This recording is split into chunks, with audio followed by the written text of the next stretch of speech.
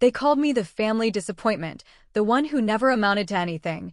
But that day when the pawn shop owner looked at my desperate siblings and said, "Actually, this all belongs to your brother," everything changed. For 35 years, I had accepted my place as the black sheep, the one who couldn't follow in our father's footsteps, the one who embarrassed the family name. They made sure I knew it every day, in every conversation, in every family gathering where success was measured by bank accounts and business achievements.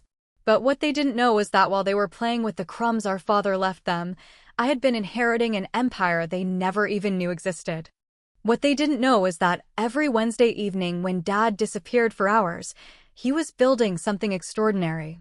What they didn't know was that all those times they mocked me for being close to him, for spending time with the old man instead of pursuing my own ambitions, I was actually learning the secrets of a fortune that would make their inheritance look like pocket change. The morning everything unraveled, I could still taste the bitter coffee from that final family meeting where they had made their position crystal clear. I was the failure, and failures don't get second chances in our family. Before I share the rest of my story, I want to know you are here with me. Just say listening in the comments or let me know where you are listening from. I love hearing how far this story reaches, and I have a feeling you're going to want to stick around for what happens next. The day our father died, I knew something was different about the way my siblings looked at me. Not the usual mixture of pity and disappointment, but something sharper, something that cut deeper. We were gathered in the mahogany-paneled office of Morrison and Associates, the family lawyers who had handled our father's affairs for over 2 decades. The leather chairs creaked as we shifted uncomfortably, waiting for Harold Morrison to begin reading the will that would determine our futures. My older brother Marcus sat with his arms crossed, his expensive suit perfectly pressed, his confidence radiating from every pore. My sister Catherine smoothed her designer skirt and checked her Rolex, already calculating numbers in her head. My younger brother David drummed his fingers on the armrest, that familiar smirk playing at the corners of his mouth. They had always been the golden children, the ones who understood business, the ones who made father proud at dinner parties and board meetings. I sat in the corner chair, the one that squeaked whenever I moved, wearing my off-the-rack suit that I had bought 3 years ago for our cousin's wedding. My hands were calloused from the construction work I had been doing to pay my bills, my nails permanently stained despite my efforts to clean them. This was where I belonged in the family hierarchy, and everyone in that room knew it. Harold cleared his throat and began to read the carefully crafted legal language that would divide our father's empire among his children. The construction company went to Marcus, along with the fleet of trucks and the contracts that were worth millions. The real estate development firm went to Catherine, including the shopping centers and office buildings that generated steady income streams. The restaurant chain went to David, with its 15 locations and franchise opportunities that promised expansion and growth. When Harold reached my name, the room fell silent except for the ticking of the grandfather clock in the corner. To my son Michael, he read, his voice careful and measured, I leave my personal effects, my books, and my tools. The silence stretched longer, becoming uncomfortable, becoming painful. Marcus let out a small laugh that he tried to disguise as a cough. Catherine's eyes softened for just a moment before hardening again into that familiar look of resigned disappointment. David shook his head slowly, as if this outcome was exactly what he had expected from his failure of a brother. Personal effects, books, and tools. While my siblings inherited businesses worth millions, I got Dad's worn leather jacket, his collection of mystery novels, and the rusty toolbox he kept in the garage. Harold continued reading, but I stopped listening after my name. The words became background noise as I processed what had just happened. Even in death, our father had made his priorities clear. The successful children got the empire, the disappointment got the leftovers. It was a final confirmation of everything I had always known about my place in this family. When the reading was finished, my siblings gathered around Harold's desk to discuss transition plans and timeline details. They spoke in the language of business that I had never quite mastered, using terms like leveraged buyouts and quarterly projections with the ease of people who had been born into this world. I sat in my squeaky chair and stared out the window at the parking lot below, watching a maintenance worker trim the hedges with careful precision. Marcus was the first to approach me as we filed out of the office. He put his hand on my shoulder with that practiced gesture of brotherly concern that he had perfected over the years. "Mike," he said, his voice carrying just enough sympathy to sound genuine, "I know this is hard, but Dad was always practical. He gave us the businesses because he knew we could handle them. You've got your construction work, your simple life. That's what makes you happy, right?" Catherine joined us in the hallway, her heels clicking against the marble floor. "We're not going to forget about you," she said, reaching into her purse for her business card. "If you ever need anything at all, you just call me. We're still family, even if the business arrangements are different now." David was less diplomatic in his approach. He waited until we reached the parking lot before pulling me aside, away from the others. "Look, Mike," he said, lighting a cigarette despite the no-smoking signs posted around the building, "I know you're probably feeling left out right now, but let's be honest about something. Dad knew what he was doing. You've never shown any interest in running a business. You've never demonstrated that you understand money or planning or any of the things that matter in our world. He gave you what you could handle, and that's actually pretty generous when you think about it." The smoke from his cigarette drifted between us, creating a haze that seemed to symbolize the distance that had always existed in our relationship. I drove home that day in my 15-year-old pickup truck, the one with the dent in the passenger door and the radio that only worked when it felt like it. My apartment was a far cry from the mansions my siblings lived in, but it was mine, paid for with money I had earned with my own hands. I set the cardboard box containing my father's personal effects on the kitchen table and stared at it for a long time before opening it. Inside were the things that had meant something to him, the items he had kept close during his final years. His reading glasses, worn smooth at the temples from decades of use. His wallet, still containing his driver's license and a photo of our mother from their honeymoon. A small notebook filled with his handwriting, phone numbers, and addresses I didn't recognize. His pocket watch, the one his father had given him when he started his first business. I picked up each item carefully, as if handling fragile museum pieces. These weren't valuable in the way my siblings understood value, but they carried weight of a different kind.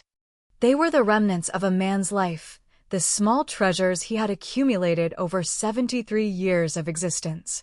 In the bottom of the box, wrapped in a piece of cloth, I found something unexpected.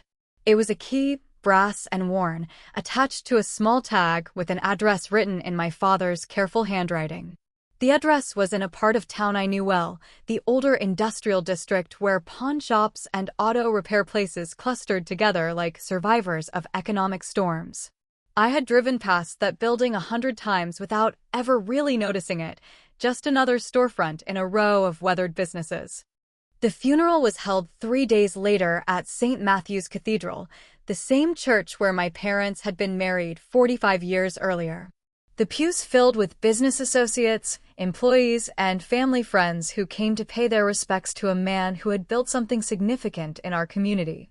Marcus delivered the eulogy with the smooth confidence that had made him successful in business, speaking about our father's vision, his dedication, his legacy that would continue through his children. Catherine and David sat in the front row with their spouses and children, presenting the picture of successful families carrying on the family traditions.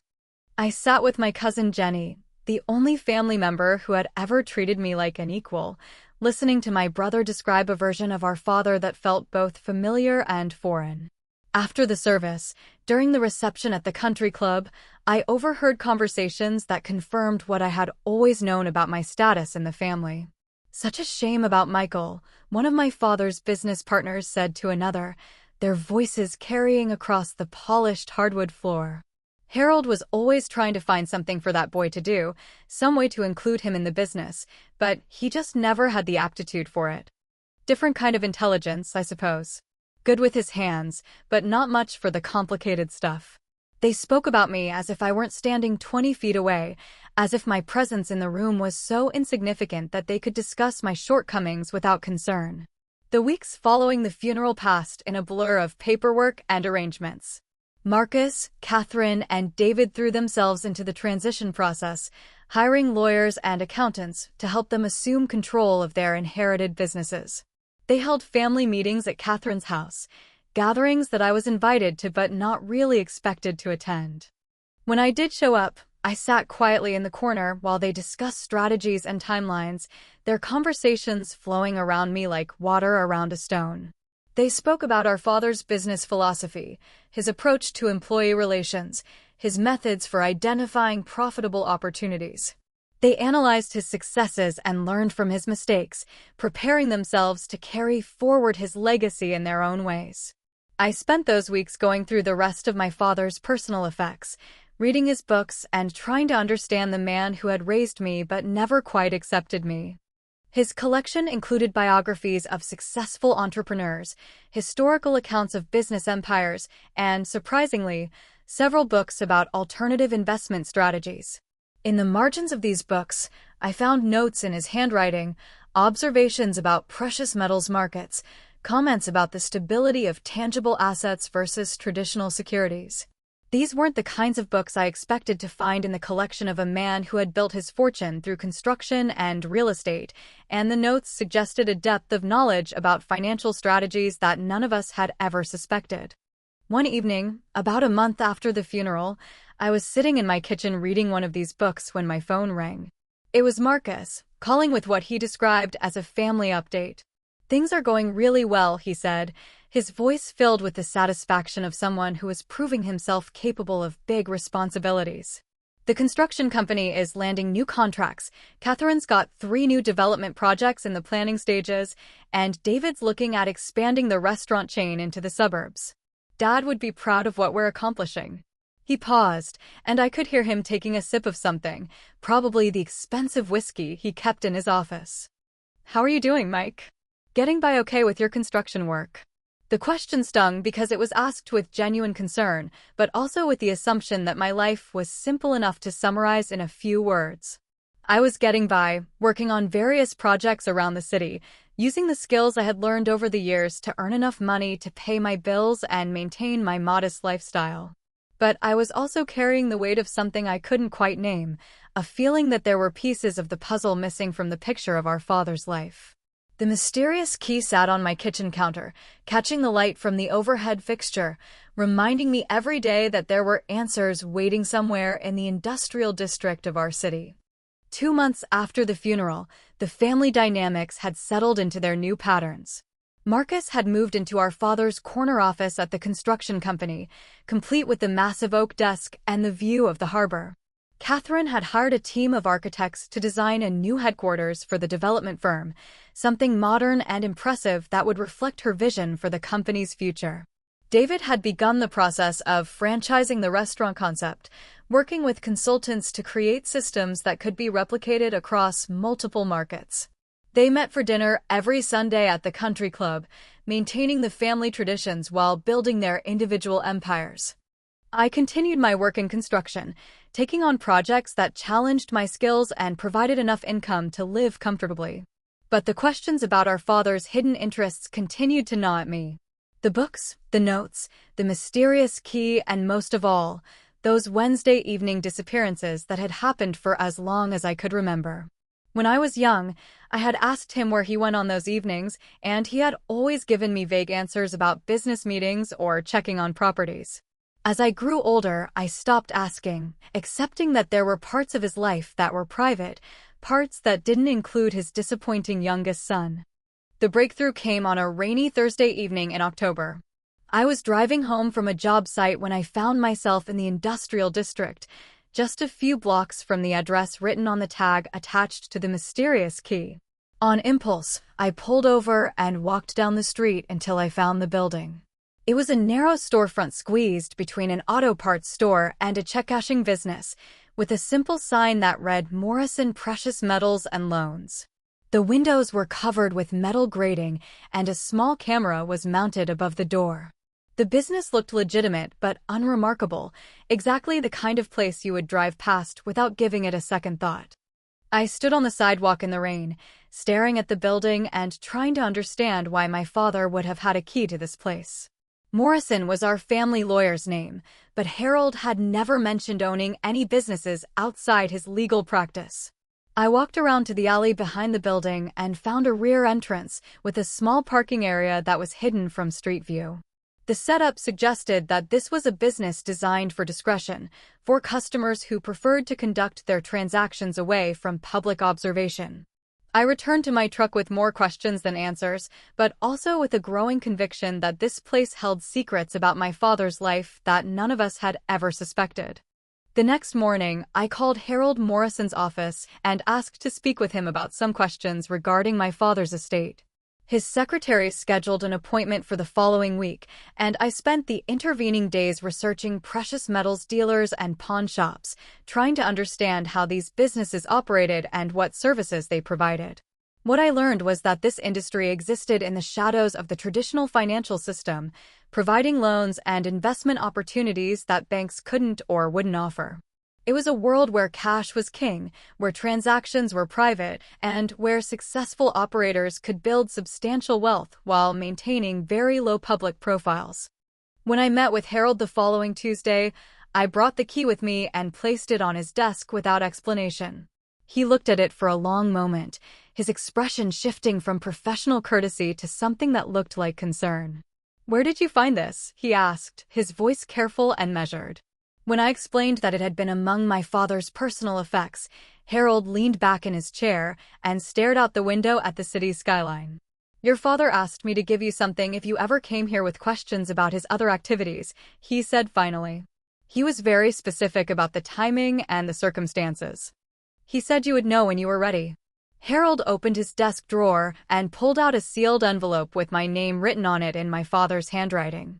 Inside was a letter that began to explain the parallel life our father had been living for the past 25 years.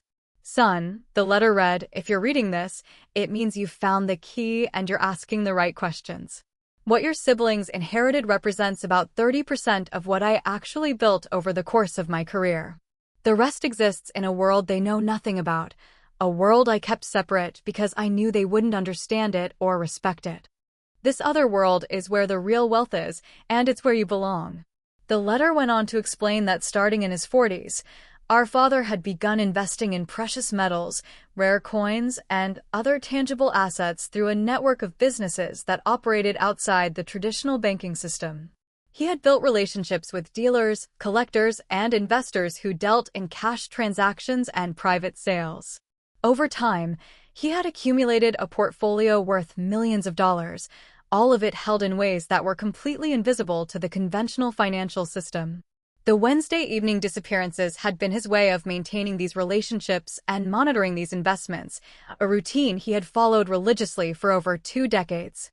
"I kept you separate from this world while you were growing up," the letter continued, "because I wanted you to develop your own skills and your own character before you inherited this responsibility.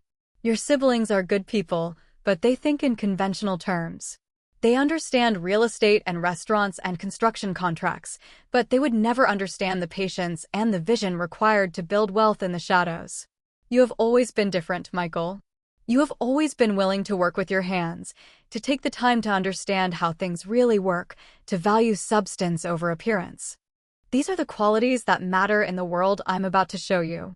As I read the letter, Harold sat quietly across from his desk, occasionally glancing at me with an expression that suggested he had been waiting for this moment for months. When I finished reading, he pulled out a file folder that was thick with documents and photographs. "Your father spent the last 5 years of his life transferring ownership of these assets to you," Harold explained. "The paperwork is all legal and binding, but he wanted to make sure you understood the responsibility before you took control. This isn't just about money, Michael. This is about maintaining relationships and protecting investments that exist outside the normal rules of business." The documents in the folder revealed an empire that dwarfed anything my siblings had inherited.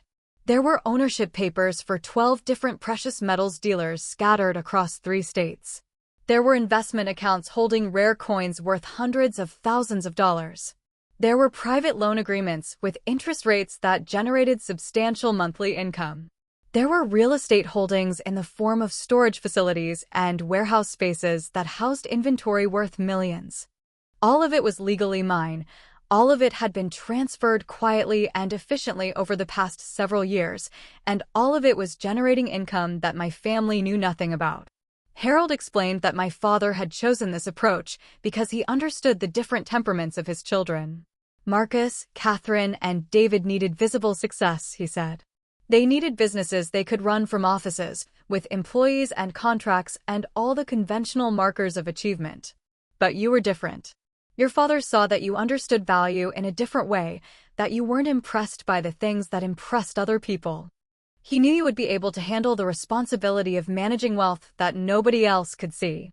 The revelation was overwhelming, but it also explained so many things about my relationship with my father that had never made sense before.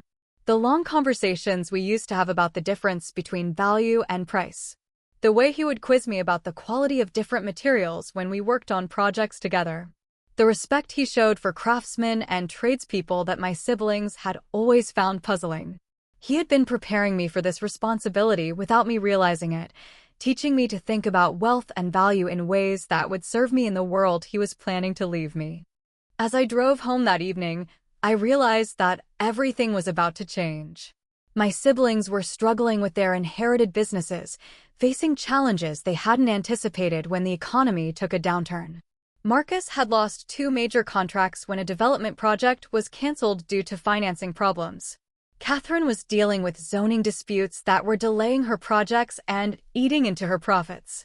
David had discovered that the restaurant business was more complicated than he had expected, with labor costs and food prices cutting deeply into his margins. Meanwhile, I was sitting on an empire they couldn't even imagine, generating income through investments they would never understand. The next morning, I called the phone number my father had written in his notebook and spoke with a man named Roberto who managed one of the precious metals dealers. When I identified myself as Harold Thompson's son, Roberto's voice immediately became warmer and more respectful. "Your father was a good man," he said. "Very smart, very patient. He understood this business better than most people who have been in it their whole lives. I've been expecting your call." He invited me to visit the shop that afternoon, and when I arrived, I began to understand the scope of what my father had built. The shop was larger than it appeared from the street, with several rooms that housed different types of inventory. There were coins in climate-controlled cases, precious metals bars stored in hidden safes, and rare collectibles that Roberto explained were appreciating in value faster than most traditional investments. Roberto showed me the records of transactions my father had conducted over the years, buying and selling with a timing that demonstrated remarkable insight into market cycles. He never got greedy, Roberto explained. He understood that consistent profits were better than dramatic gains. He built this portfolio one careful decision at a time. Over the following weeks, I visited each of the businesses my father had owned or invested in. I met with the managers and learned about the operations, the customer base, and the financial performance of each location. What I discovered was a network of highly profitable enterprises that served a clientele my siblings would never have understood or respected. These were people who preferred to conduct their financial affairs privately, who valued tangible assets over paper investments, who understood that real wealth was often invisible to the conventional world. My father had built relationships with these people over decades, earning their trust through fair dealing and reliable service. The irony of the situation was not lost on me. While my siblings pitted me for my simple lifestyle and my apparent lack of ambition, I was actually the heir to the largest portion of our father's wealth. While they struggled with the complexities of running traditional businesses in a difficult economy, I was learning to manage a portfolio that was designed to thrive regardless of economic conditions. While they worried about quarterly reports and employee relations, I was dealing with assets that had been appreciating steadily for years without requiring the daily attention that their businesses demanded. But the most surprising aspect of this revelation was how it changed my understanding of my father's relationship with me. I had always assumed that his patience with my lack of conventional ambition was simply parental tolerance for a disappointing child. Now I realized that he had seen qualities in me that he valued more than the obvious business skills my siblings possessed. He had recognized my ability to work carefully and methodically, my respect for craftsmanship and quality, my comfort with people who earned their living with their hands rather than their connections. These were the qualities that mattered in the world he was leaving me, and he had been cultivating them in me for years without my understanding what he was doing. 3 months had passed since the funeral, and my siblings were beginning to face the reality that running businesses was more challenging than they had anticipated. The economic downturn that had started in the spring was continuing into the fall, and their inherited companies were feeling the pressure. Marcus had been forced to lay off workers when contracts were canceled or postponed.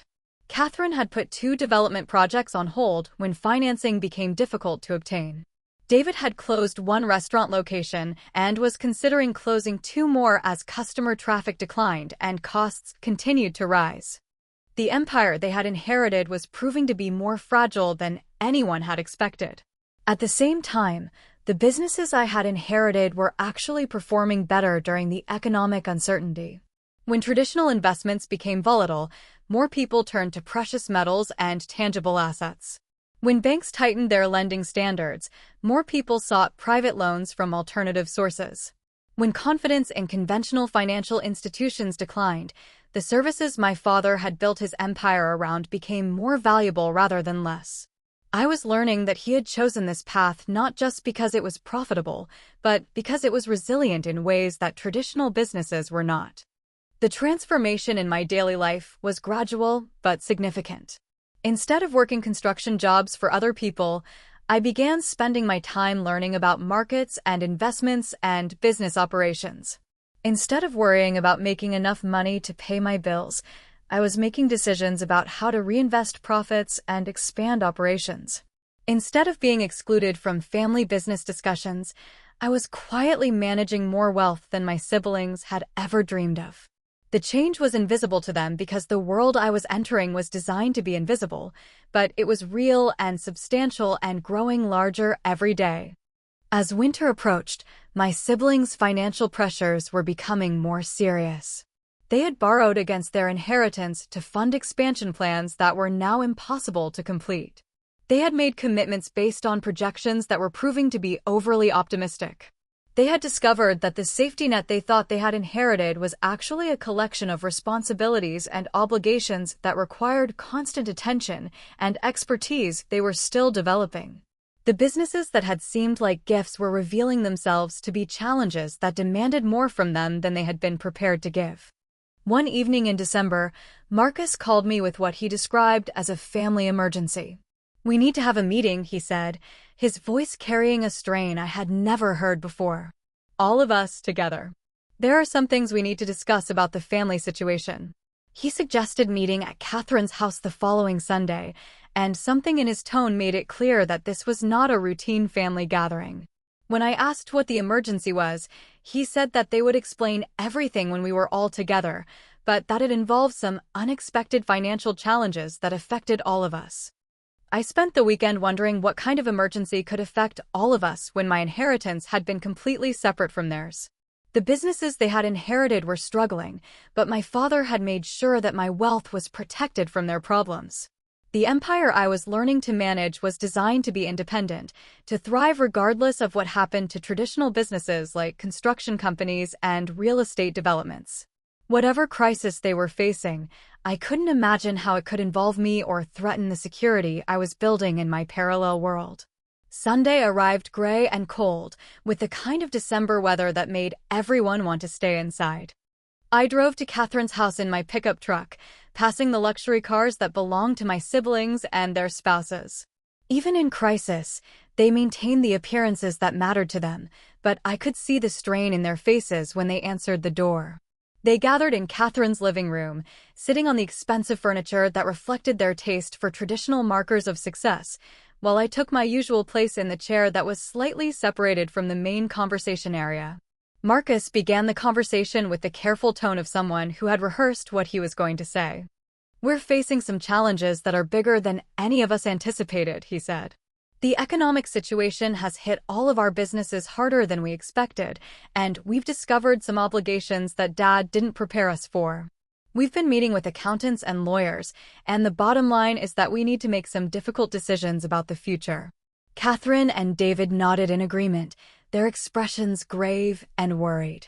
This was clearly a crisis that had been building for weeks, and they had been trying to solve it without involving me until it became impossible to handle on their own. The details they shared painted a picture of businesses that were failing faster than anyone had predicted. Contracts had been canceled, financing had been withdrawn, and customers had stopped spending money in ways that made their inherited companies unsustainable in their current form. But more seriously, they had discovered debts and obligations that our father had apparently never told them about, legal commitments that required immediate attention and substantial financial resources to resolve.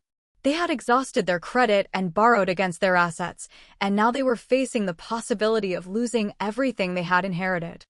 "The lawyers say we might have to sell everything," Catherine said, her voice barely above a whisper. "The businesses, the properties, maybe even our houses. We're looking at bankruptcy if we can't find a way to raise about $2 million in the next 60 days. The number hung in the air like a weight that was pressing down on all of us. $2 million was more money than any of us had ever imagined dealing with, an amount that seemed impossible to raise in 60 days or 6 months or 6 years. They had called this meeting because they were desperate, because they had run out of options, because they needed help that none of them knew how to ask for. David was the one who finally said what they had all been thinking. "We know this isn't really your problem, Mike," he said. "You didn't inherit any of the business responsibilities, so you're not legally obligated to help us. But we're family, and we're hoping that maybe you could help us figure out some kind of solution. Maybe you know people in construction who might want to buy some equipment, or maybe you have ideas about how we could raise money quickly." His request was humbling in its simplicity and devastating in its implication. They were asking me, the family failure, to help them solve a crisis that threatened to destroy everything our father had built. I sat in that expensive living room, listening to my siblings describe their desperation, knowing that I had the resources to solve their problems immediately but unable to reveal that knowledge without destroying the carefully constructed separation my father had created. The empire I had inherited was worth enough to pay their debts several times over, but exposing it would compromise the privacy and independence that made it valuable. My father had foreseen this moment, had planned for the possibility that his conventional businesses might fail while his alternative investments continued to thrive. He had chosen to protect the real wealth by keeping it hidden, even from the family members who were suffering without it. As my siblings continued to explore options and discuss possibilities, I realized that they were approaching a moment when they would have to make choices that would change everything.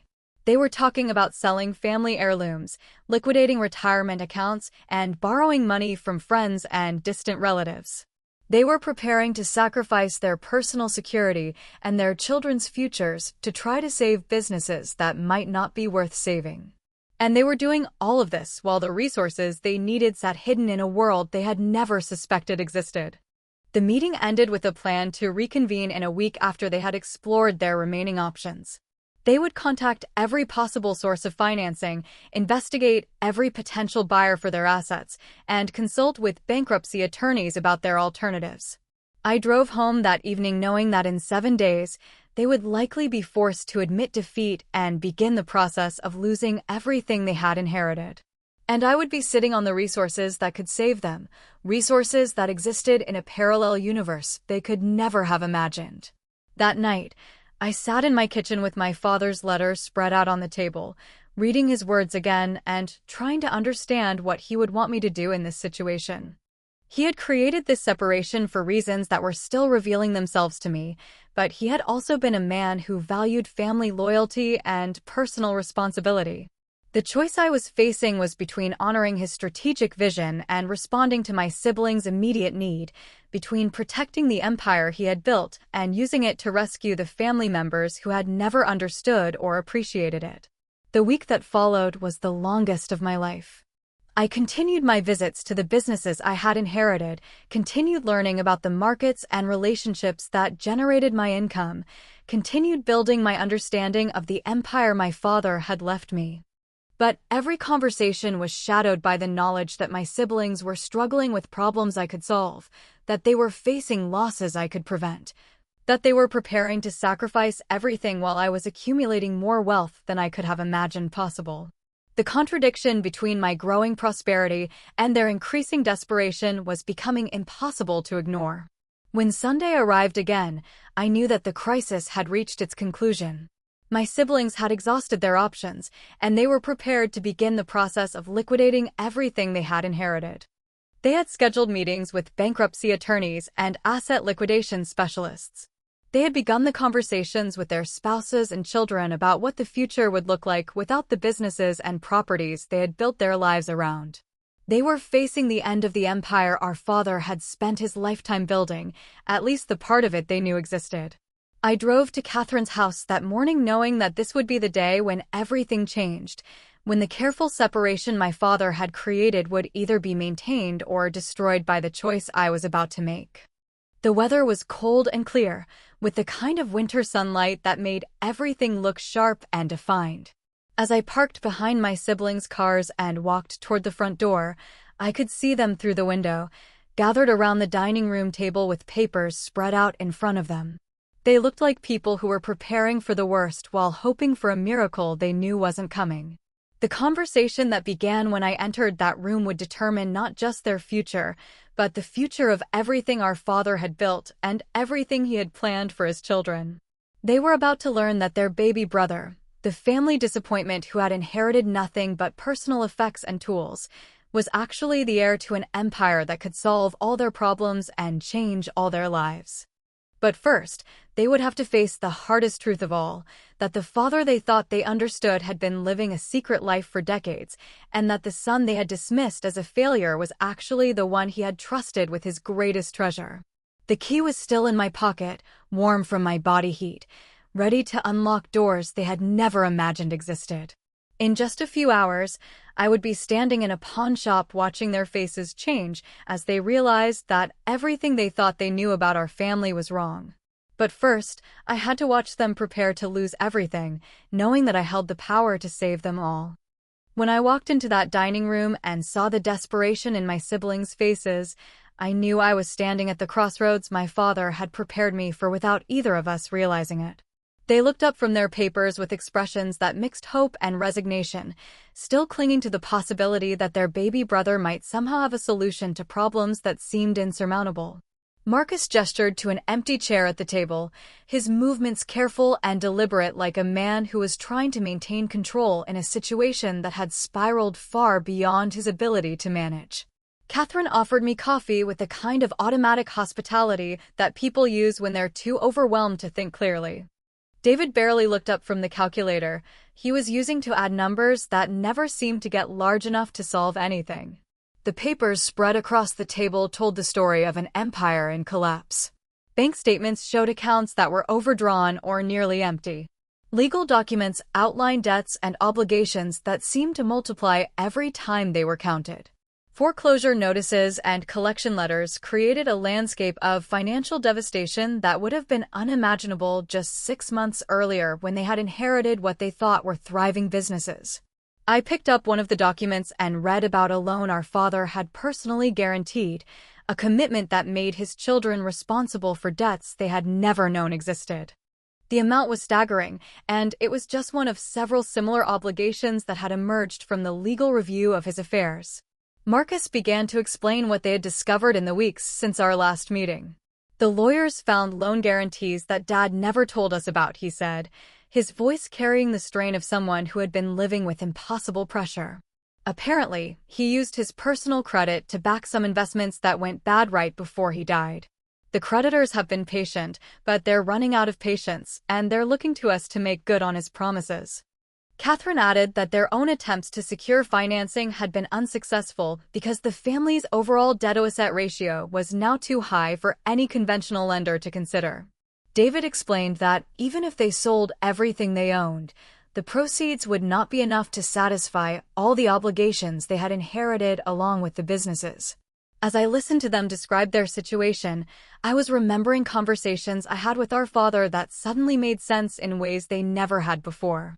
I was thinking about the evening, about 3 years before he died, when he had asked me to drive him to an appointment in the industrial district. We had parked behind a building that I now knew was one of his precious metals dealers, and he had gone inside for about an hour while I waited in the truck. When he came back, he had been carrying a small leather bag that he locked in the glove compartment without explanation. At the time, I had assumed it was related to some construction project, but now I understood that he had been moving assets from one form to another, converting traditional investments into the kind of tangible wealth that could survive economic disasters. I was remembering the conversation we had the week before he went into the hospital for what turned out to be his final illness. We had been working together on a carpentry project in his garage, building a bookshelf for my apartment, when he had started talking about the difference between security and appearance. Most people think security comes from having a steady job and money in the bank, he had said, his hands never pausing in their careful measurement and cutting. But real security comes from owning things that have value regardless of what happens to banks or governments or economies. Real security comes from understanding that sometimes the most valuable things are the ones nobody else can see. At the time, I had thought he was talking about the satisfaction of working with your hands, but now I realized he had been describing the philosophy that guided his secret empire. I was remembering the afternoon when I was 16 and had asked him why he spent so much time with people my siblings considered beneath our family's social status. We had been at one of his construction sites, and he had been talking with an equipment operator about the operator's side business buying and selling used machinery. The conversation had gone on for over an hour, covering topics like depreciation rates and market timing that seemed far more complex than necessary for a simple equipment discussion.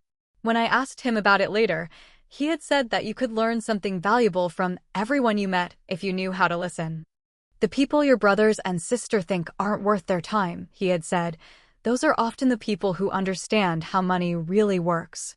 The weight of these memories was almost overwhelming as I sat at Catherine's dining room table, watching my siblings struggle with problems that existed because our father had been protecting wealth they never knew about. He had been preparing for exactly this situation, building an empire that could survive the collapse of his conventional businesses, creating a safety net that none of his children could destroy through inexperience or poor judgment. But he had also created a test, a moment when the child he had chosen to inherit the real wealth would have to decide whether to reveal it or protect it. The choice was mine now, and every option carried consequences that would change our family forever.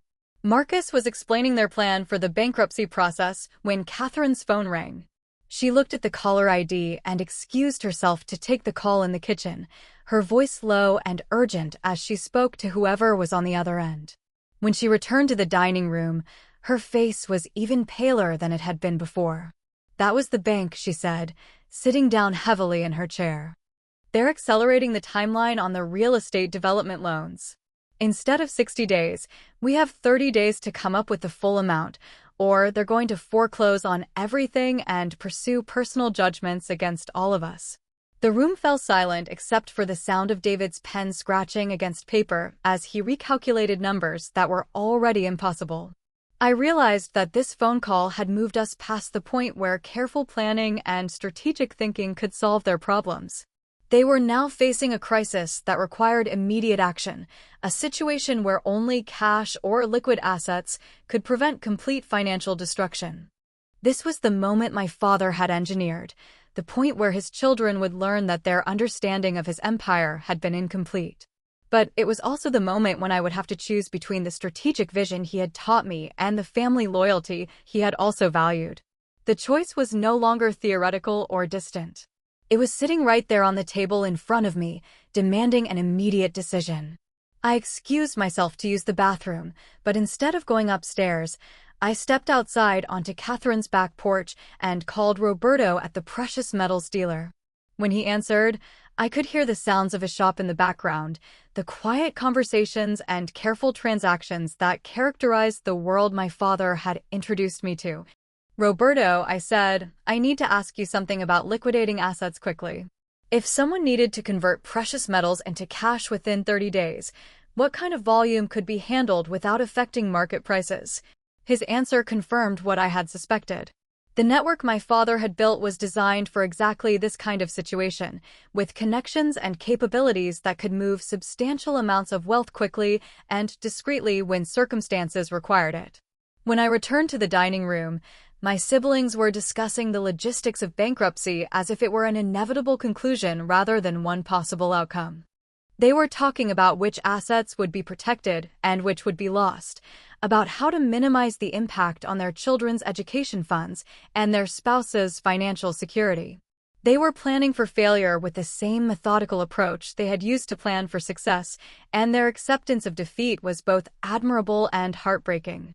These were good people who had inherited impossible circumstances, and they were facing those circumstances with dignity even though they didn't understand how they had been created. Marcus looked up from his calculator and focused on me with an expression that was both hopeful and resigned. "Mike," he said, "I know we've never asked much of you before, and I know this isn't really your responsibility, but is there anything you can think of that might help? Any contacts you might have, any resources we haven't considered, any ideas that might buy us more time?" His question was asked without expectation, the kind of desperate inquiry people make when they've exhausted all reasonable options. He wasn't asking because he thought I had solutions, but because he was thorough enough to explore every possibility, no matter how unlikely. I looked around the table at the three people who had shared my childhood, who had competed with me for our parents' attention, who had succeeded in all the ways I had failed according to the conventional measures that our family had always used.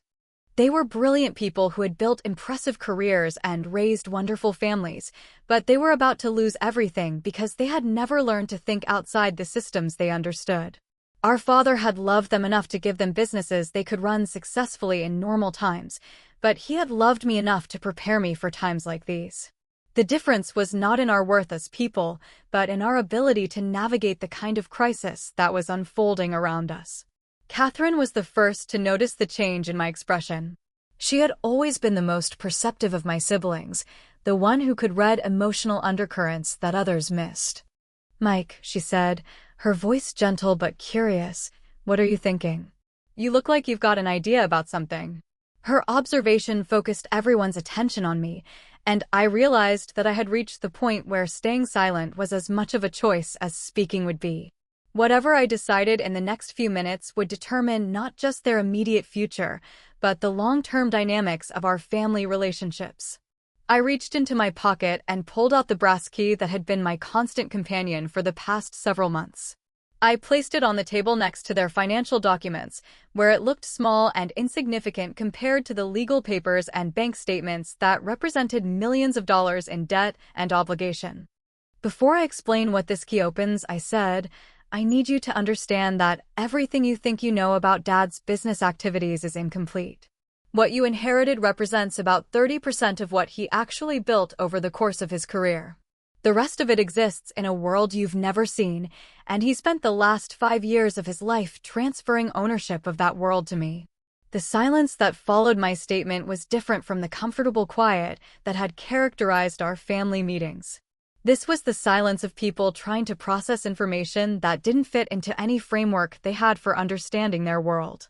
Marcus picked up the key and examined it, as if it might provide clues about what I was telling them. Catherine leaned back in her chair, her eyes moving between the key and my face as if she were trying to solve a puzzle that kept changing its shape. David set down his calculator and gave me his full attention for the first time since I had arrived. I began to explain what I had learned about our father's parallel empire, starting with the letter Harold Morrison had given me and continuing through the months of education I had received from the people who had worked with him for decades. I described the precious metals dealers, the private loan arrangements, the real estate holdings, and the investment strategies that had generated wealth outside the traditional financial system. I explained how this empire was designed to thrive during exactly the kind of economic uncertainty that was destroying their conventional businesses.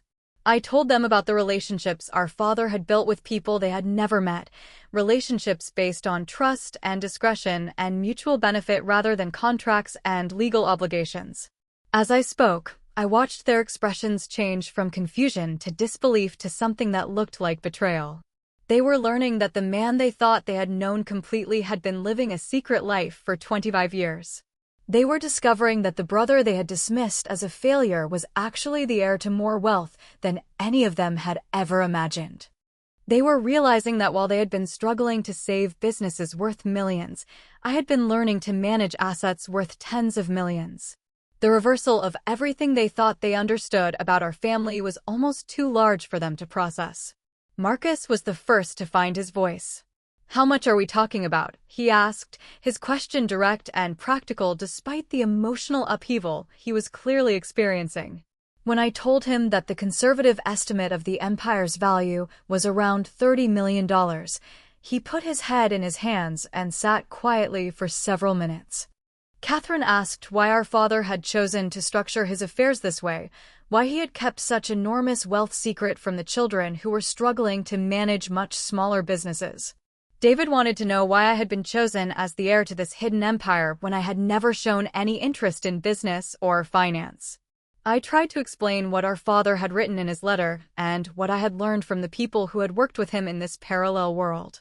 He had understood that Marcus, Catherine, and David were excellent at managing conventional businesses, but that they thought in conventional terms about risk and opportunity. They valued visibility and recognition, markers of success that could be displayed and admired. The empire he had built in the shadows required different qualities: patience, discretion, comfort with ambiguity, and the ability to find value in places other people overlooked. These were qualities he had seen in me, perhaps because my lack of conventional success had forced me to develop alternative ways of thinking about worth and achievement. Catherine was struggling with the emotional implications of our father's choices. "Are you telling us that while we were working 16-hour days trying to prove ourselves worthy of his respect, he was secretly preparing to give you more than all of us combined?" The pain in her voice was real and justified, because that was exactly what I was telling them. Our father had created a hierarchy of inheritance that contradicted everything they thought they knew about his values and priorities.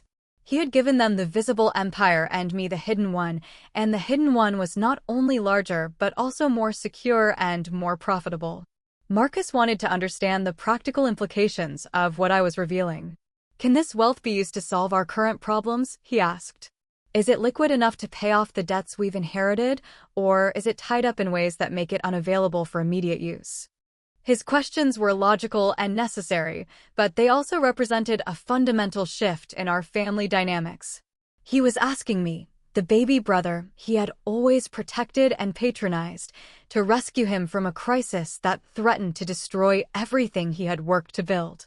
The role reversal was as dramatic as the financial revelation, and both of us understood that our relationship would never be the same regardless of how I chose to respond. I explained that the empire our father had left me was designed for exactly this kind of situation. Unlike their conventional businesses, which were dependent on economic conditions and market confidence, the assets I had inherited became more valuable during times of uncertainty. When traditional investments failed, people turned to precious metals and tangible assets. When banks tightened their lending standards, private loan arrangements became more profitable. When confidence in conventional financial institutions declined, the alternative approaches our father had developed became more attractive to investors who understood them. The crisis that was destroying their businesses was actually increasing the value and profitability of mine. I told them about my conversations with Roberto and the other managers who operated the various businesses within the network. They had been expecting this moment, had been prepared for the possibility that the conventional side of our father's empire might need support from the alternative side. They had systems in place for converting assets quickly and discreetly, for moving wealth from one form to another without attracting attention or affecting market prices. If I chose to use these resources to solve my siblings' problems, the mechanisms for doing so already existed and could be implemented within the 30-day deadline they were facing. But I also explained the risks involved in revealing this empire to the conventional financial world. The wealth our father had built existed partly because it operated outside traditional systems, and exposing it could compromise the privacy and independence that made it valuable. Using these resources to pay debts that were documented in court records and bank files would create a paper trail that could lead to questions about the source of the funds. The empire that had thrived in the shadows might not survive scrutiny from the institutions that regulated conventional business activities. David was processing the implications of what I was telling them when he asked the question that cut to the heart of the matter.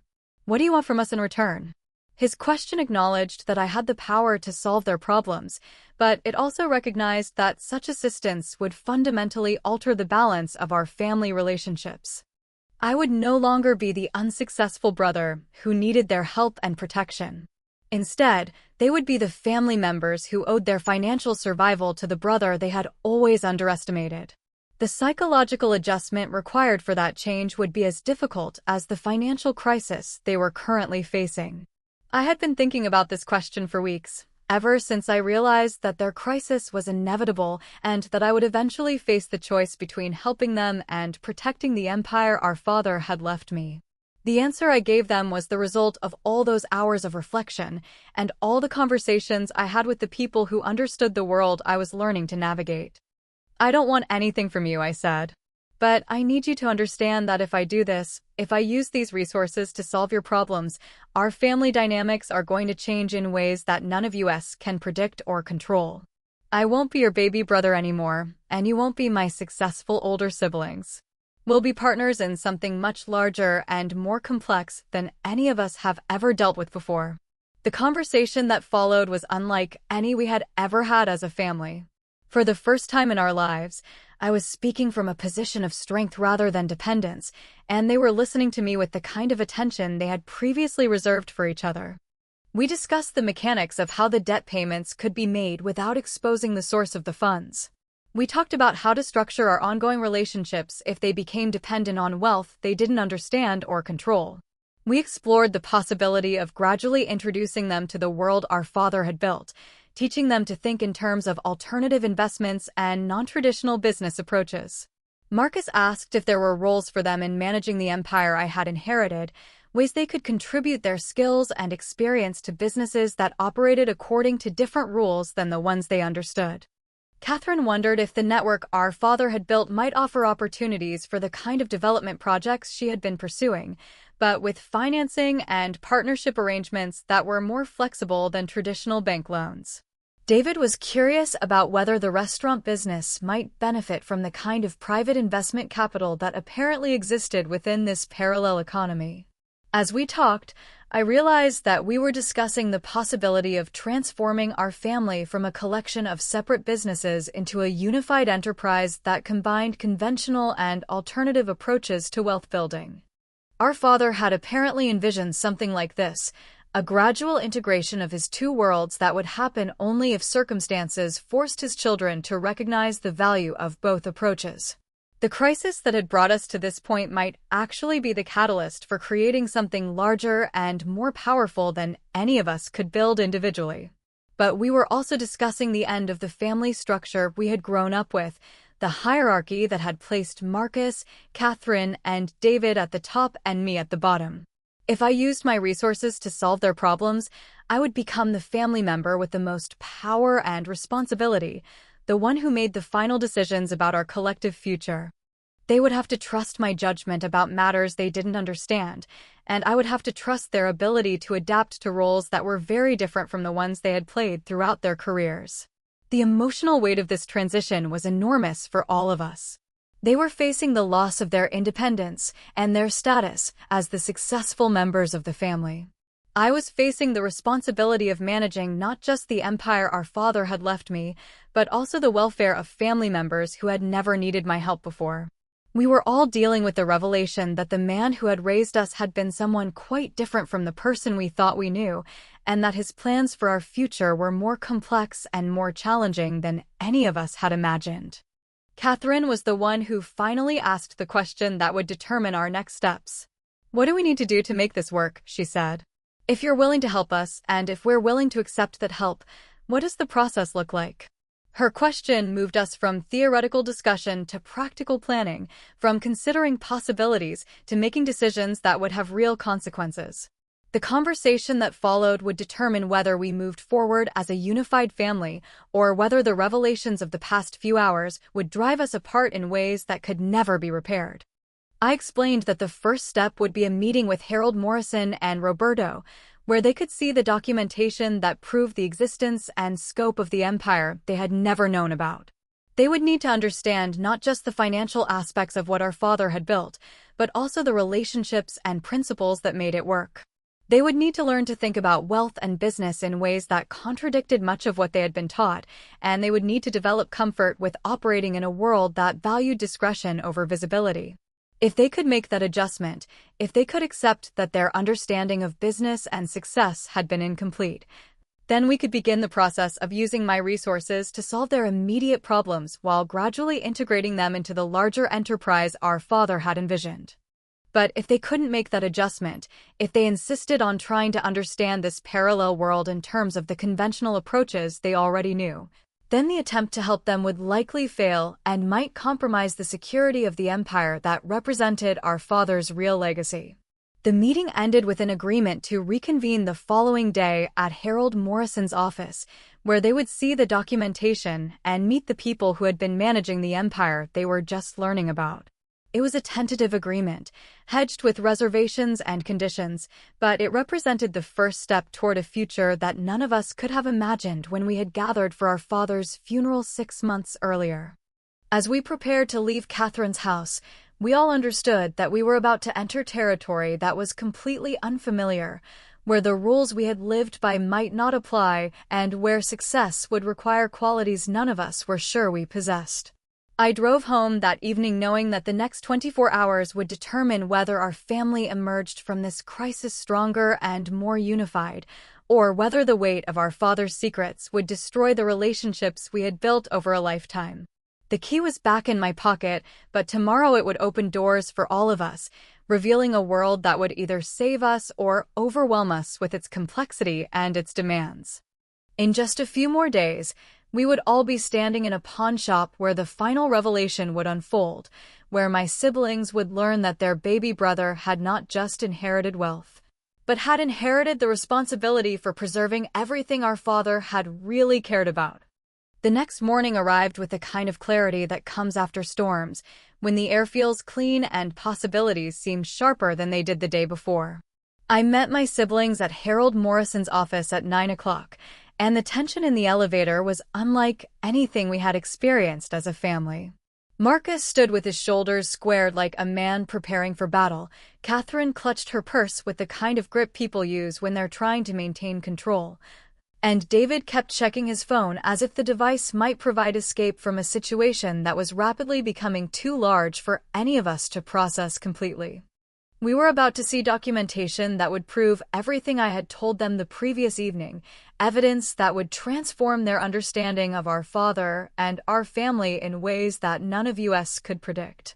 Harold Morrison's conference room had been prepared for our meeting with the kind of attention to detail that suggested this moment had been planned for months or even years. The mahogany table was covered with files and folders organized in neat rows, each one labeled with business names I had never heard my siblings mention.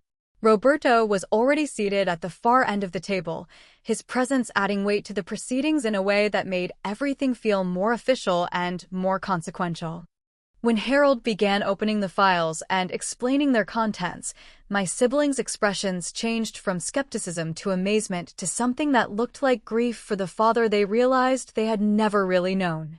The first file contained ownership documents for Morrison Precious Metals and Loans, the business whose key I had been carrying for months. Harold explained that our father had been a silent partner in this operation for over 20 years, gradually increasing his investment until he owned controlling interest in what had become one of the most successful precious metals dealers in the region. The financial statements showed annual profits that exceeded the total revenue of the construction company Marcus had inherited. Roberto added that their client base included individuals and institutions who preferred to conduct their investment activities outside the traditional banking system, people who understood that real wealth was often invisible to conventional measures. The second file documented our father's ownership of 11 other precious metals dealers scattered across 3 states, each operating independently but connected through shared principles and coordinated strategies. Catherine studied the real estate documents that showed properties worth millions of dollars, warehouse spaces, and retail locations that housed inventory she was only beginning to understand. Marcus examined profit and loss statements that revealed income streams he had never suspected, revenue that had been flowing steadily for decades, while he thought he understood the scope of our father's business activities. David looked at customer lists that included names he recognized from the business community. Prominent individuals who had apparently been investing through our father's network while maintaining their public positions in traditional financial institutions. Harold then opened the file that contained our father's investment portfolio, and the numbers were so large that they seemed abstract rather than real. Rare coins worth hundreds of thousands of dollars, precious metals holdings that fluctuated in value but consistently appreciated over time, private loan arrangements that generated monthly income regardless of economic conditions. Roberto explained how these investments had been selected and managed, how our father had developed an understanding of alternative markets that allowed him to profit during economic downturns that devastated conventional businesses. The portfolio was designed not just for growth, but for survival, for maintaining and increasing wealth during exactly the kind of crisis my siblings were currently facing. As Harold continued through the documentation, I watched my siblings process the reality that their inheritance had been deliberately limited to protect them from responsibilities they weren't prepared to handle. Our father had given them businesses they could understand and manage successfully under normal circumstances, but he had kept the real wealth separate because he understood that managing it required different skills and different thinking. Marcus had inherited a construction company because he was good with people and projects. Catherine had inherited real estate development because she understood planning and execution. David had inherited restaurants because he enjoyed the hospitality business. But none of them had shown the patience and discretion required to manage wealth that existed outside conventional systems. Roberto began to explain why our father had chosen me as the heir to this parallel empire, and his words gave me new insight into conversations I had shared with our father over the years. Your father used to say that Michael understood the difference between value and price, Roberto said, his accent adding weight to words that carried decades of observation. He would tell me about watching you work, how you would spend hours on details that other people would rush through, how you valued quality over speed and substance over appearance. These are the qualities that matter in our business, where patience can be worth more than intelligence, and where the ability to see value in overlooked places can generate more wealth than conventional business skills. Harold added that our father had spent the final years of his life gradually transferring legal ownership of these assets to me, a process that had required careful planning and execution to avoid tax consequences and legal complications. The paperwork had been filed properly and professionally, creating a structure that was both legal and defensible while remaining completely invisible to anyone who wasn't specifically looking for it. My siblings were learning that while they had been working to prove themselves worthy of their inheritance, I had already been inheriting something much larger and more valuable than anything they had imagined possible. Catherine was the first to fully grasp the implications of what we were learning. Are you telling us that while we've been struggling to save businesses worth a few $1 million, Mike has been sitting on assets worth $30 million? Harold confirmed that this was essentially correct, though he noted that the value of the portfolio fluctuated with market conditions and that precise valuation of some assets was difficult because they were not traded in conventional markets. Roberto added that the $30 million figure was conservative, based on current market prices for the most liquid assets, and that the true value might be significantly higher if market conditions improved or if certain investments reached their full potential. Marcus asked the question that was probably bothering all of them, why our father had chosen to structure his affairs in a way that seemed to contradict everything they thought they knew about fairness and family loyalty. Harold opened another file that contained a letter our father had written specifically to address this question, a document that revealed the depth of thought that had gone into his planning. I have given each of my children what they need to succeed according to their abilities and temperaments, the letter read. Marcus, Catherine, and David have received businesses that will provide them with good livings and opportunities to build on what I have started. But Michael has received something different because he is different, because he has the qualities required to preserve and grow wealth that exists outside the systems that others understand and respect. The letter continued with an explanation that was both loving and brutally honest about the different strengths and weaknesses our father had observed in his children. Marcus is excellent at managing people and projects, but he thinks in conventional terms about risk and reward. Catherine is brilliant at planning and execution, but she values recognition and status in ways that are incompatible with the discretion our alternative investments require. David is naturally gifted at building relationships and creating positive experiences for customers, but he lacks the patience required for long-term wealth preservation strategies. Michael has always been different, has always been willing to work slowly and carefully, has always found value in things that others overlook. These qualities make him suited for responsibilities that his siblings would find frustrating or incomprehensible. As Harold read these words, I could see my siblings struggling with emotions that ranged from hurt to anger to reluctant acceptance. They were learning that their father's assessment of their abilities had been more nuanced and more critical than they had ever suspected, that he had seen limitations in them that they had never recognized in themselves. But they were also learning that his love for them had been thoughtful and strategic, that he had given them gifts that matched their abilities rather than gifts that would overwhelm them with obligations they couldn't fulfill. Roberto then explained the practical aspects of how the empire operated, how the various businesses coordinated their activities and shared information while maintaining their independence. He described the network of relationships that had been built over decades, connections with suppliers, customers, and partners who operated according to principles of trust and mutual benefit rather than formal contracts and legal obligations. This was a world where reputation mattered more than credentials, where patient capital could generate better returns than aggressive speculation, where understanding people and markets was more valuable than understanding financial instruments and legal structures. When the formal presentation was complete, Harold asked my siblings if they had questions about what they had learned. Marcus wanted to understand the timeline for liquidating enough assets to solve their immediate financial crisis. Catherine asked about the possibility of integrating her development projects with the kind of alternative financing that apparently existed within this network. David wondered whether his restaurant experience might be valuable in expanding the hospitality aspects of some of the businesses they owned. Their questions showed that they were beginning to think about the possibilities rather than just processing the shock of the revelations. I explained that I was willing to use the resources I had inherited to solve their current problems, but that doing so would require them to accept a fundamental change in our family dynamics.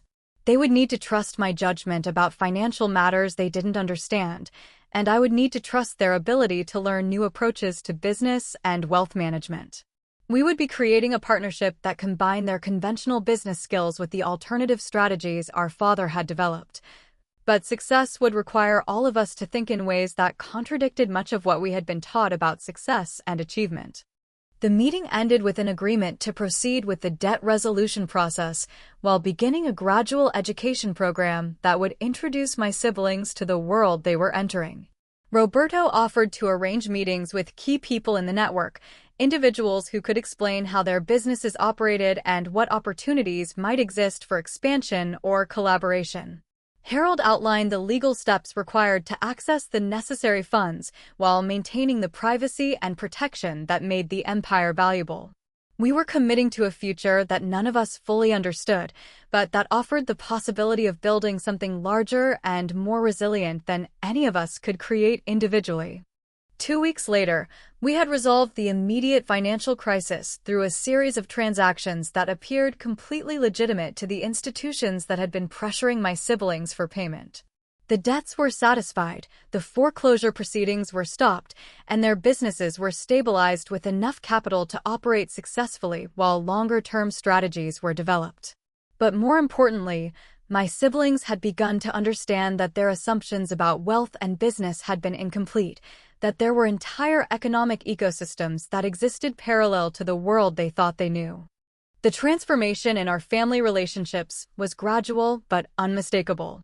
Marcus began asking for my opinion about business decisions he would have made independently just months earlier.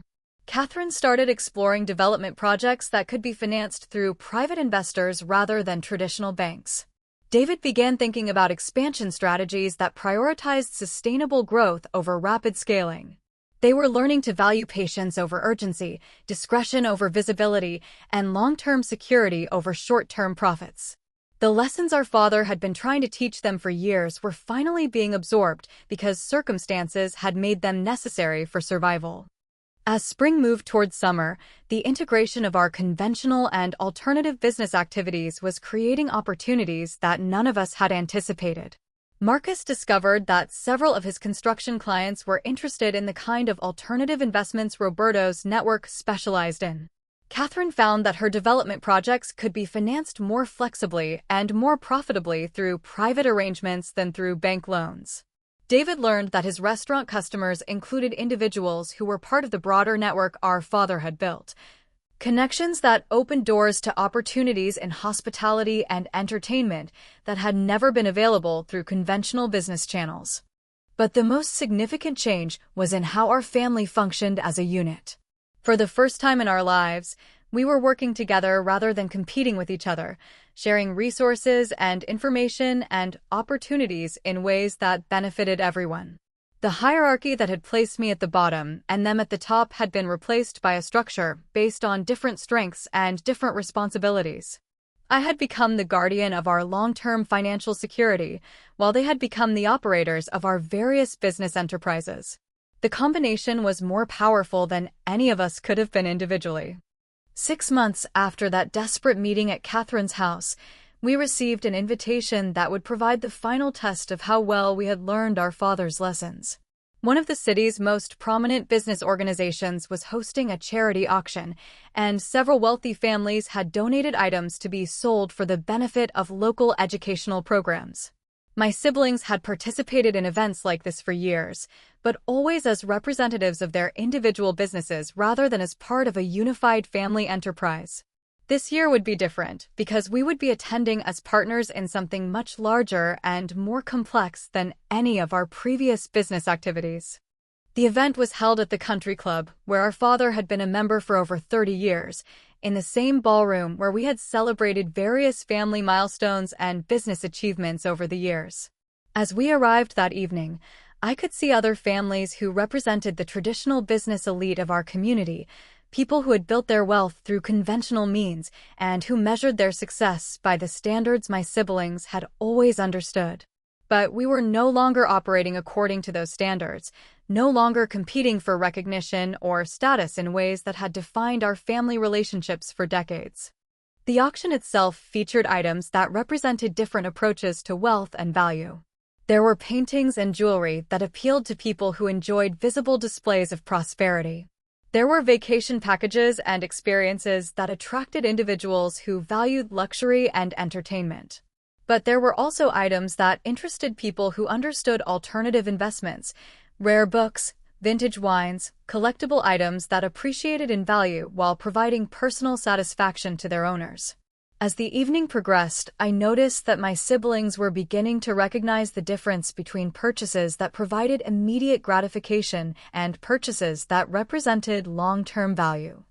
During the cocktail hour before the auction began, we were approached by several business associates who wanted to congratulate my siblings on their apparent recovery from the financial difficulties that had been widely discussed in the business community earlier in the year. These conversations provided opportunities for my siblings to practice the discretion that was essential in our father's world, to acknowledge challenges without revealing solutions, to accept congratulations without explaining methods. They were learning to navigate social situations where information was valuable and where too much transparency could compromise competitive advantages. As the formal auction began, we found ourselves bidding on items that represented our evolving understanding of value and investment. Marcus bid successfully on a collection of antique tools that combined his appreciation for craftsmanship with the investment potential Roberto had taught us to recognize in collectible items. Catherine acquired a portfolio of architectural drawings that included plans for buildings that had become historically significant, documents that represented both her professional interests and alternative investment opportunities. David won a collection of vintage restaurant memorabilia that connected to his business interests while representing the kind of tangible assets our father had always preferred. But the most significant moment of the evening came when a particular item was presented for auction, something that connected directly to the world my siblings were still learning to understand. The auctioneer introduced a collection of rare coins that had been donated by an anonymous benefactor, pieces that included several items I recognized from Roberto's inventory descriptions. As the bidding began, I realized that someone in our network was testing our family's commitment to the principles our father had taught, providing an opportunity for us to demonstrate our understanding of value that existed outside conventional measures. The bidding was competitive, with several participants who clearly understood the true worth of what was being offered. As the price climbed beyond what most people would pay for items they considered merely decorative, I could see my siblings recognizing that this was more than a simple auction transaction. This was a moment when our family's new approach to wealth and value would be publicly demonstrated, when our commitment to our father's principles would be tested in front of people who represented both the conventional business community and the alternative investment world we were entering. When I entered the bidding at a level that surprised most of the other participants, the attention in the room focused on our table in a way that made this moment about more than just acquiring rare coins. This was about demonstrating that our family had learned to think differently about wealth and value, that we understood principles that extended beyond immediate profit and conventional success measures. The bidding continued until only one other participant remained, someone I suspected was connected to our network and who was providing a final test of our commitment to the strategies our father had developed. When I made the final bid that secured the collection, the response in the room confirmed that this transaction had been noticed and understood by people who mattered in both the conventional and alternative business communities. We had publicly demonstrated our family's evolution from separate conventional businesses to a unified enterprise that combined traditional and alternative approaches to wealth building. The acquisition itself was financially sound, but its real value was in the message it sent about our family's new identity and our commitment to principles that our father had spent decades developing. As the evening concluded and we prepared to leave the country club, my siblings and I understood that we had passed a test we hadn't even realized we were taking. We had successfully navigated a public situation where our new approach to business and wealth had been observed and evaluated by people who understood what they were seeing. We had demonstrated that our family's transformation was complete, that we had learned to think and act according to principles that honored our father's vision while building on the foundation he had created. The drive home that night was quiet, but it was the comfortable quiet of people who had shared an important experience and who understood its significance. We had moved beyond the crisis that had brought us together, beyond the revelations that had changed our understanding of our father and ourselves, beyond the learning process that had transformed our approach to business and wealth. We had become something new, something that combined the best of our individual abilities with the wisdom our father had accumulated over decades of patient and strategic thinking.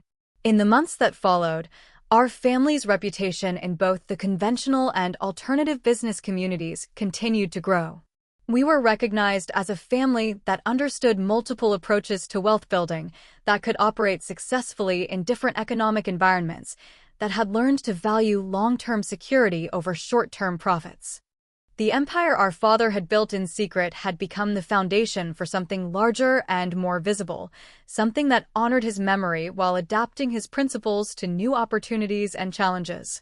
The transformation was complete when we received a visit from a delegation of business leaders who wanted to understand how our family had navigated the economic challenges that had destroyed other enterprises.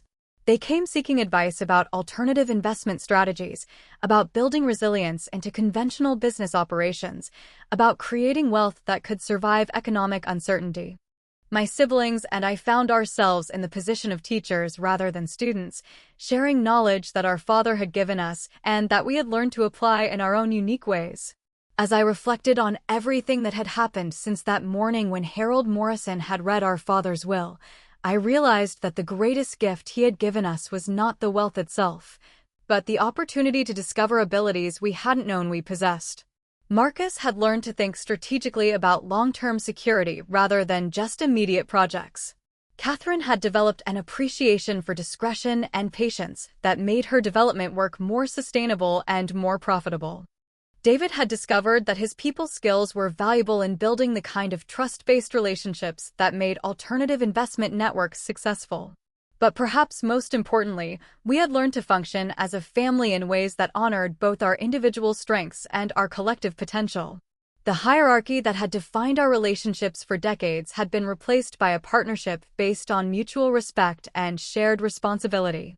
We had discovered that our father's love for each of us had been deeper and more strategic than we had ever understood, that his plans for our future had been more complex and more thoughtful than we had imagined possible. The final vindication came not in a single dramatic moment, but in the gradual recognition from our community that our family had built something exceptional, something that combined traditional business success with innovative approaches to wealth preservation and growth.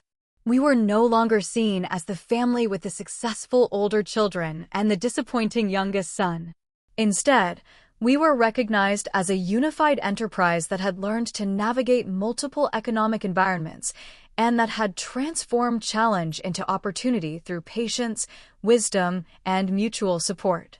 Our father's empire had become our empire, but it had also become something larger than what he had originally created. By bringing together his alternative investment strategies with our conventional business skills, we had built a foundation for long-term prosperity that was more resilient and more adaptable than either approach could have been alone. The secret wealth he had accumulated had become the seed for visible success that honored his memory while creating new opportunities for future generations.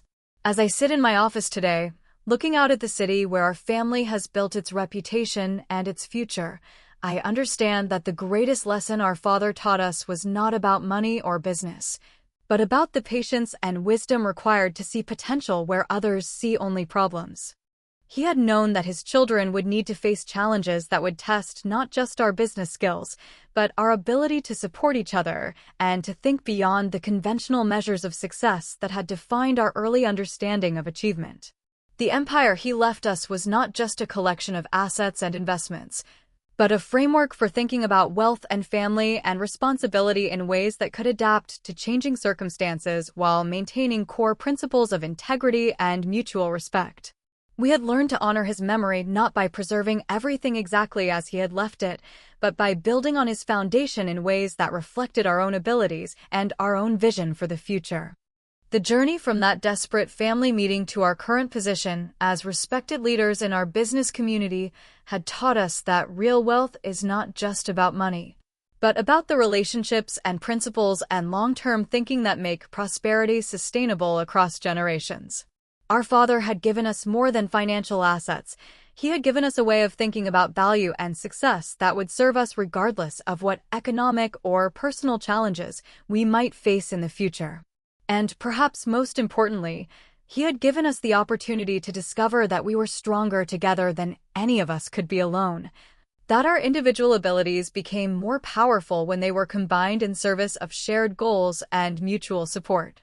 The family that had once been divided by competition and hierarchy had become unified by purpose and respect, creating something that honored our past while building toward a future that none of us could have imagined when we first gathered to hear his will read in Harold Morrison's office. Just share in the comments what this story meant to you and whether you have family members who might have surprised you with hidden strengths or unexpected wisdom. Sometimes the people we think we understand completely are the ones who have the most to teach us about what really matters in life.